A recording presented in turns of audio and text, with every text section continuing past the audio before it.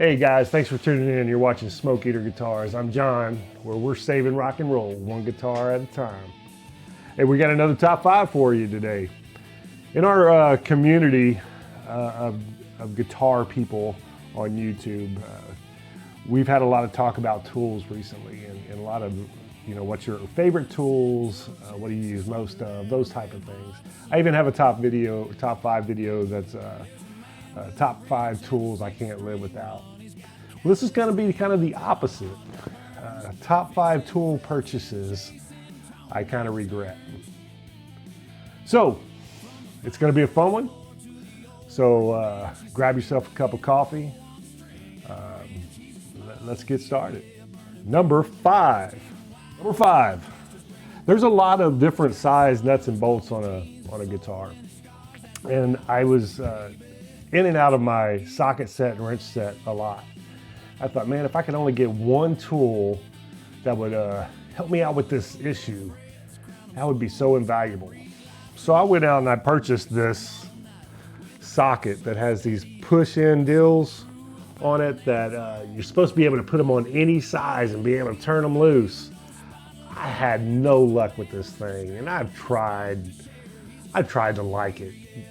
Had no luck on it, so I really regret purchasing this. It's not good for what I do. So what's our alternative? Well, the tool I did find that works real well is this Music Nomad. It's the actual handle for their screwdriver set, but they've built in the different size sockets and wrenches that you would need for a guitar. Very valuable, very, very well used. In fact, I got to get a new one. I started wearing this one out. So that was number five, this multi-size socket. Number four. It's going to be kind of controversial because I see a lot of them on YouTube. I see a lot of people using them, and they're good tools for the most part. But they made my top five purchases I regret. And what are we talking about? String winders. They're just awkward to me, man. I don't like them. They didn't save me any time. I even have one that has little clippers on them to clip your string ends. Still don't like them. So what's my alternative? Well, I've talked about this tool several times in videos. This little electric screwdriver I have where you control it with one finger. This little turn knob. Well, you can buy an adapter that is a string winder. So now this works a lot faster, and with one finger, I can wind and unwind those strings. Great tool, great tool. All right, number three is going to be another one that I see a lot of people using, and it works, but there's a better alternative. So the number three tool I regret buying, fret guards. Guys, these things do work, and you can buy some that use a rubber band to go around it and clip on, and they work fine. If you need to just polish up a fret, this tool will work great for you. The reason I regret it is because what I find works better. Tape. Tape is going to be a better alternative. You can buy different size tapes. These tapes here work real good.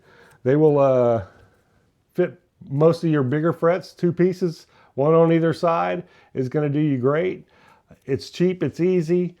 It takes 2 seconds to put on, it takes 2 seconds to get off. Dude, just use tape. All right. Ooh, you like me again. My hand signals change my camera angle, so I just figured that out. I was like, why does my camera keep doing that? Well, it's my hand. All right, so number three tool I regret was this fret guard. Number two, another tool that works well. It is great. But there's a better alternative, and I'm going to show you what that better alternative. What are we talking about here? Fret erasers. They work good, man. What the concept is this is kind of rubber that's set with the same grit as you would do with sandpaper. So you get a higher grit, which is your more smooth, and your lower grit, which is your more rough. You start with your lower, you go up to your higher, and it polishes your fret. The only problem I have with this is they call it a fret eraser, and what you get is a lot of that eraser dust. Remember whenever you used to be in school and you would erase with your pencil, leave all that little dust on your paper? Imagine that, doing that 21 times to a fret. But you're doing it not just 21 times, you're doing that 21 times times 5, because there's 5 fret eraser sizes. You get a lot of that eraser dust everywhere. And it just got to a point where it was harder to clean up than do the job. So better alternative to our number 2 fret erasers. Number 2 tools purchases I regret. It's something I've shown throughout the videos. And that's a real easy, cheap product to use. A nail polishing pad. Guys, I buy 20 of these for less than 10 bucks. So less than 50 cents each. And you can polish a whole neck with just one of these. Starts with a rough end, goes up to a very smooth end. If you have a fret that you just crowned, you could just use this and get it back to a high polish. So it does a great job. It doesn't leave any residue. It's cheap. You can get, if you just need one of these, you could pull just the side off of the block itself. It works great. So cheaper, better than fret erasers, just some nail blocks. We've gone through 5 through 2 already. So let's go over a bonus. I throw these bonuses in as kind of just like words of wisdom, trial by error lessons that I've learned. This one's a pretty simple one. The best tool in your shop is patience. Just be patient with what you're doing. Wood moves. It reacts to the humidity changes. So when you bring a guitar in, don't just start jumping on it and start working on it. Be patient. Let it acclimate to the building that it's in. Glue has to dry. It takes time to dry. So when you glue something, you got to let it sit for a day or two. Varnish is the same way. If you're going to refinish a neck or refinish a body, don't get back to that body or neck too fast. You're going to leave fingerprints and ruin your paint job or ruin your varnish job. So, bonus, the best tool in your shop is patience. Okay, that leads us to number 1. This tool is a regret, and I need to tell you a little story behind it. I had my neck, that I was kind of practicing learning on when I first started teching, and I wanted to learn how to do a refret job. So I had an old practice neck, so I took all the frets off and refretted it. It turned out okay. I learned some things over time, talked to some techs and watched some videos, and really kind of got it down after about 2 or 3 tries. I got it down. Soon thereafter, I got a guitar in that needed to get refretted, and I didn't have one of these tools, but I went ahead and fretted that job, and it turned out beautiful, beautiful. Really polished ends. It turned out great. Couldn't be more happy. But I thought, man, I'm going to be doing a lot of these fret jobs. So I went out and bought a fret bender. What this does is it takes your fret into here, and it gives it that radius that you need when you push it down. I believe this tool would work great. The only problem is, for the last 6 or 7 years, it's been sitting in the bottom of my toolbox and I've never used it. I haven't had to do a fret job in a long time, guys. Refretting a guitar isn't something you're going to do a whole lot of. If I was working in a shop that put on frets, or that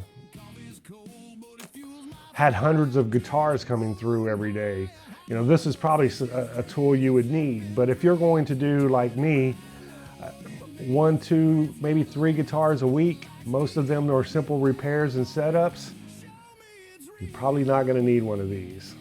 So this is my number one tool purchase I kind of regret. So let's recap. Number one, or number 5, tool purchase I kind of regret. This multi-size socket contraption here. Number 4, string winders. Don't really need them because I have a better tool.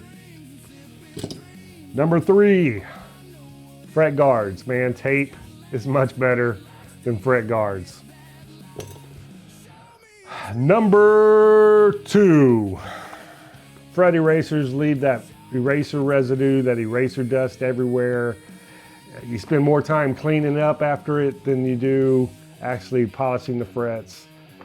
Do yourself a favor, buy yourself some nail pads. Bonus for the day, the best tool in your shop is patience. Be patient. Number 1 tool that I kind of regret buying is a fret bender. I just don't do that many fret jobs. Hopefully one day I'll have a fret job come in and I'll get to use it. I'll be a happy camper that day because this thing wasn't cheap. All right, guys, that's our top 5 for today. Hope you enjoyed it. I like doing these top 5s, quick, easy. It starts good conversations. You know, if you could think of a tool you purchased that you kind of regret, throw it in the comments. Remember, like and subscribe. You're watching John, and we're with Smoke Ether Guitars. Remember, we're saving rock and roll, one guitar at a time.